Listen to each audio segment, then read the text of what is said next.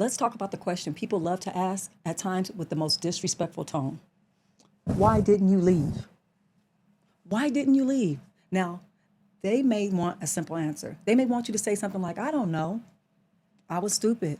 So they can just nod and move on. But that's not what happened. And if you're watching this, you already know that. What survivors actually experience is not a simple situation. It's a nervous system trap. It's an attachment trap, especially when harm and affection are coming from the same person, sometimes in the same conversation. Here's what people don't understand. You're not staying because it's all bad. If it was all bad, you would leave. That would have been actually easier, right? For you to leave them or leave her or leave whoever you're dealing with. But you're staying because of the situation. It's unpredictable. 1 week, there's gifts, love, passion, apologies, closeness. That person is showing like everything you ever wanted. Then the next, distance, contentment, accusations, silent treatment. And then you're sitting there wondering all the time, what did I do wrong? That cycle, good, bad, that has actually been studied. And it's called intermittent reinforcement. And it's one of the strongest mechanisms for creating emotional attachment. Not healthy attachment, not secure attachment, but a trauma attachment. And your brain doesn't know the difference between what is happening in the moment. Think about it like this. If a slot machine paid out every single time, you'd be happy. But eventually you'll get bored and you'll walk away. It'd either run out of the money, right, the affection, and you'll be done. Or if it never paid out, you'll walk away because you say, why bother? It's giving out nothing. But when it pays out just enough to keep you pulling that lever, that's when you can't stop. And that's what is happening in the relationship. Your brain is no longer chasing happiness. It's chasing relief. The rush of a good moment returning after the anxiety of a bad one. I want you to hear what relief actually sounds like inside your head because it doesn't sound like joy. It sounds more like survival. Oh God, thank you. They're back. Oh good, they're being nice today. Oh, okay, I didn't ruin everything.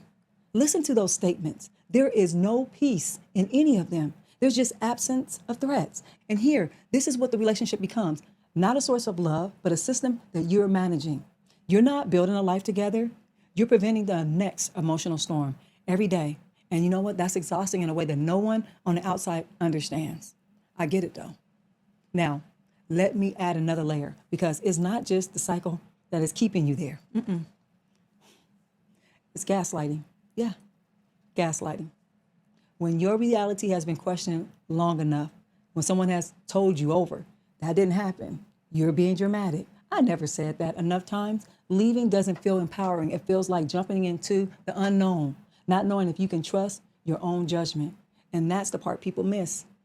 They think leaving is all about courage. But for someone who's been gaslit, leaving requires much more than that.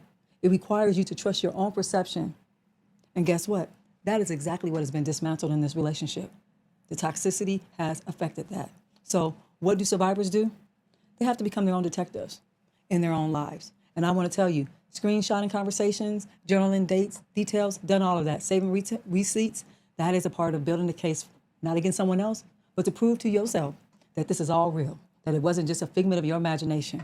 And I need you to hear this. I want you to sit in this because this is how devastating it is. You need evidence of your own life. That's not a character flaw. That is a trauma response that is sustaining the psychological manipulation. And in my work, this is the part of what I call my brave self process. Rebuilding trust in your own reality as the foundation for everything that comes next. Because you cannot leave a situation you've been convinced isn't real. And then there's the part nobody wants to talk about or is not talked about enough. And that's the grief. Because you're not just leaving the person, you're leaving the beginning. You're leaving the version of them that felt like home. The version that makes you think, finally, someone gets me. And that version felt so real because it was designed to.